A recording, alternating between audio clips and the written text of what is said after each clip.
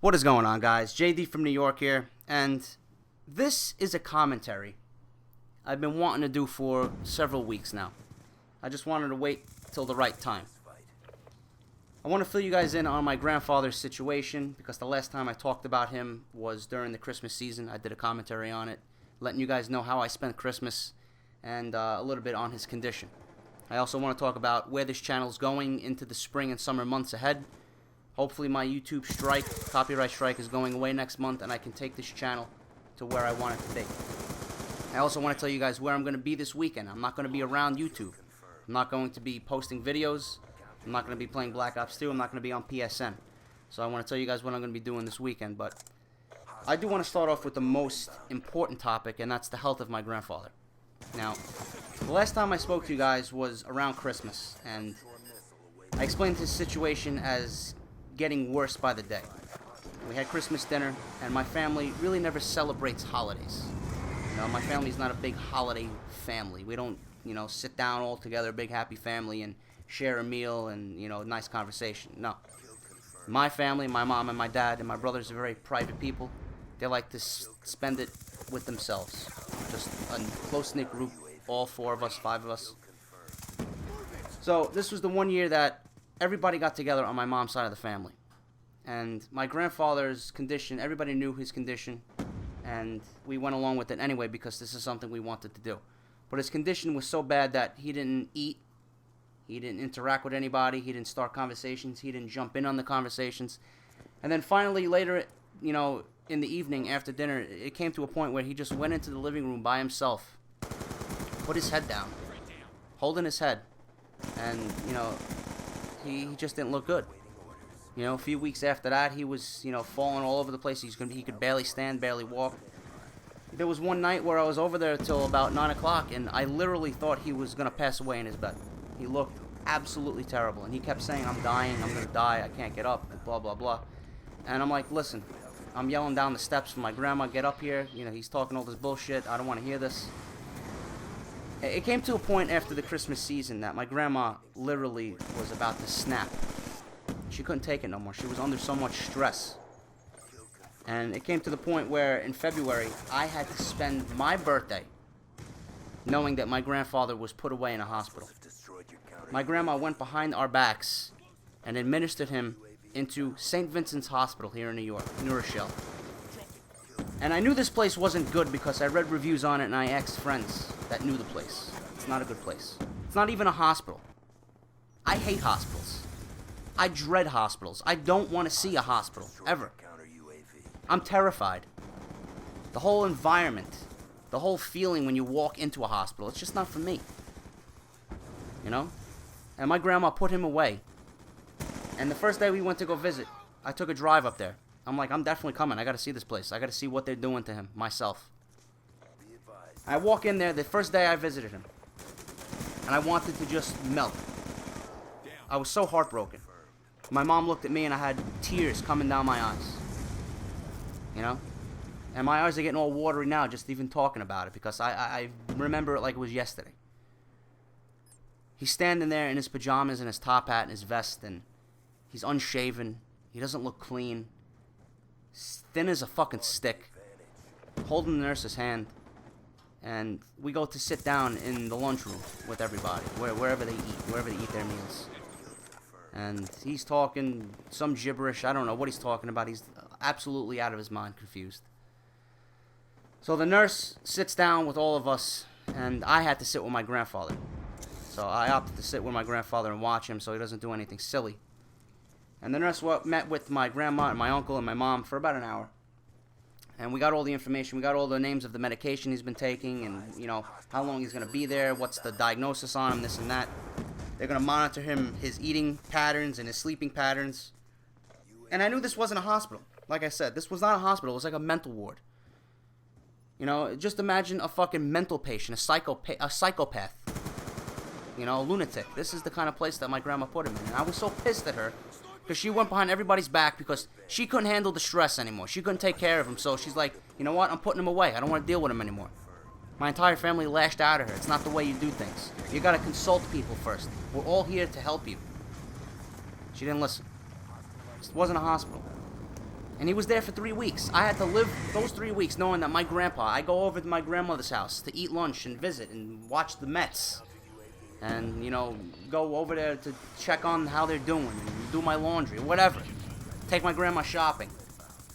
I had to walk over there those days, those weeks, and realize my grandpa's not here. The house felt empty. The house felt empty. You know?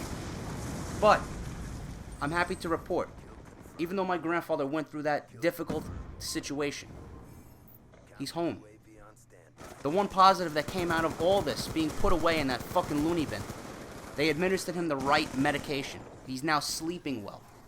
Though he still has his nights where he can't sleep, because that's what Alzheimer's does. You know, they think night is day and day is night. That's what happens. It's a part of the disease. But most of the times during the week, he's sleeping. He's eating regularly. I've never seen him eat so much in my entire life. He's gaining weight. His face is fuller. He's clean shaven every day. He's got clean clothes. Taking care of the people said they were taking care of him in the hospital. They weren't taking care of him. Shit all over his underwear. Unclean. Looked like a fucking bum. This is a man who worked on roofs until he was 80 years old. If he was not sick, if his business was still around now, he'd be still up on the roofs, roofing. Cleaning gutters. Laying shingles, whatever they do. He'd still be roofing. But I'm happy to say he's home. He's healthy. And the medication they're giving him is keeping his disease at ease right now. The longer he's around, the better everyone's life is going to be over here. I've never been through a traumatic death of a family member. Never. I've never been to a funeral. The first wedding I went to was only a few years ago when my buddy Kenny got married. You know, I never experienced these life situations. I've never experienced death before. My dad's mother passed away several years ago, but I was too young to even remember. I was too young to even know what was going on. But I'm 31 years old now. I don't need to go through this. You know? He's healthy, he's happy, he's home, he's in his rocking chair, he's with his dog, he's with his newspaper. That's all he wants. That's all he was saying when he was in the hospital. I want to be home with my newspaper, reading up on the horses. Because he likes to gamble the horses. I know, Grandpa. I know. I walked in there last week, and he's like, "Hey, Jerry, how you doing?" "I'm fine, Grandpa. How are you?" "I feel old." I'm like, "Yeah, I know you're old. You're 88 years old. I know you're old." He looks out the window. He's like, "Is that the same car you've been driving around? It looks new." I'm like, "Yeah, Grandpa. I just got a car wash. It's the same Mustang I've been driving around. Don't worry. I'm safe." Oh, he's home. Happy to report he's home. He's healthy. His disease is at ease. And hopefully the next time I talk about my grandfather in a commentary, he's doing even better. But this channel, guys, switching gears, my channel. Going into the spring and summer months, I want to take this channel places it's never been.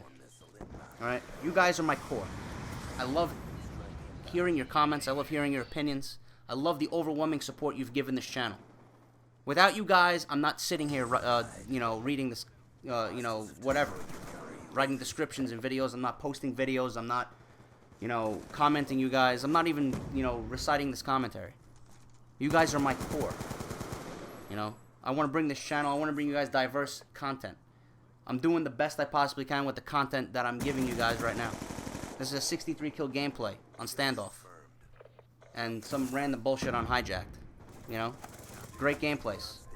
But what I want to do, guys, I need your opinion on something that I'm thinking about. I'm thinking about two things. A Throwback Thursday where I play Modern Warfare 2, Black Ops, or Modern Warfare 3 on a weekly basis. Throwback Thursday. Live commentaries. The other thing I'm toying around with is MLB The Show 13. Live commentary. Taking the Atlanta Braves, my team, through a season mode to the World Series. I don't know if I'll be able to do all 162 games. I don't know if I'll be able to do a 9-inning game with the restrictions YouTube has given me with this copyright strike. I'm not sure about that, but I'm really interested in doing that. I want to know what you guys think. Would it work? Would it not work? I don't want to go out and buy the game and not have it work. I'm not going to spend $60 on a game I don't want to play. But I do it for you guys because I want to bring this channel more content. So let me know. Sound off in the comments down below and let me know your opinions. And finally, guys, I'm not going to be around this coming weekend. Friday, Saturday, Sunday, and possibly Monday during the day. Monday during the day next week, my job, which I sell luxury watches, I sell Rolex. Okay? I work for Rolex. I sell high-end watches, and they're sending me to the Rolex facility to see how everything's done, to see how everything's made, to see how everything, all the processes, when it comes to a Rolex watch is done. Okay? So I'm not going to be around Monday afternoon on YouTube like I usually am during the day. But Friday, Saturday, and Sunday, I'm taking a drive down to Atlantic City, New Jersey, South Jersey, where I used to live. I lived down there for 7 years with my girlfriend. And she's gracious enough to leave me Friday all day by myself with my guys. Some of my best friends live down there. We're going to hang out and get drunk. We're going to day drink and night drink all Friday. But the reason I'm going down there is because the Atlantic City Beer and Music Festival takes place this Saturday. We're going to the Friday session from 6 to 10. And we're going to the Saturday section, the Saturday showing from 12 to 4, I believe it is. But it is the best time I experience all year round. I've been going for the last 6 years. It's amazing. You got live music, you got great food, you got 150 different beer vendors. Taste testing for 4 hours. 9,000 people plus attend this festival every year in Atlantic City.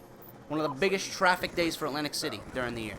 I go every year. It's an annual thing. I want to make it a guy thing every year. This is what we like to do. I love trying new beers. I love beer. To the point where I started brewing my own beer in my apartment just a couple of months ago. Just finished a batch. It's delicious. I'm going to try something summery when the weather gets warmer. But that's what I'm doing this weekend. You know, it's my favorite time of the year. I need time away from New York City. I hate taking the fucking 6 train to work every day, going into Manhattan. I'm just tired of being a sardine stuffed in a fucking can every day, taking that train to work. I hate sitting at work. I hate the city. You know, I just need to get away. So that's why I'm going down there, and I'm glad I can finally say I'm off from work for the next 3 days. I'm going to have a blast, you know, and now that I have the new iPhone, I got the iPhone 5, I got this YouTube capture card. That's an application. You can actually do vlogs and upload right from my iPhone through the YouTube application. So I'm going to do some live vlogs. I'm going to do some live commentaries. I'm going to piece everything together and do one big commentary when I get back. So just so that you guys can see all the fun that I had. I want to get you guys into my personal life a little bit. I want to show you guys how I let loose and lay back, you know? And I want to show you guys how I have fun. You're going to see the real JD away from YouTube and, you know, all this yelling at Call of Duty. You're going to see how JD relaxes and has fun. You know, I'm not an angry guy. Call of Duty makes me angry. I'm one of the nicest guys. I'm one of the most calm, fun guys you could probably be around. You know? I got a decent head on my shoulders. I know what I'm doing. You know, but I want to get you guys involved in my personal life as well. Just to show you just a snippet of what I do for fun. And this weekend is the best chance for me to do that. The Atlantic City Beer and Music Festival. I'll be down there Friday, Saturday, and Sunday. And Sunday, I'm coming back to New York. It's WrestleMania Sunday. I gotta rep my my WWE passion. You know, WrestleMania is this Sunday, WrestleMania 29. Punk and Undertaker, Rock and Cena, Triple H and Brock Lesnar. But that's that, guys. I'm out. If you enjoyed this commentary, hit that like button. Show your overwhelming support. All right, guys? I love you all. Thank you all again. And if you're new, subscribe. I'll be back on Monday, guys. Take care. This will be my featured commentary all weekend long. I'll talk to you guys later. Peace.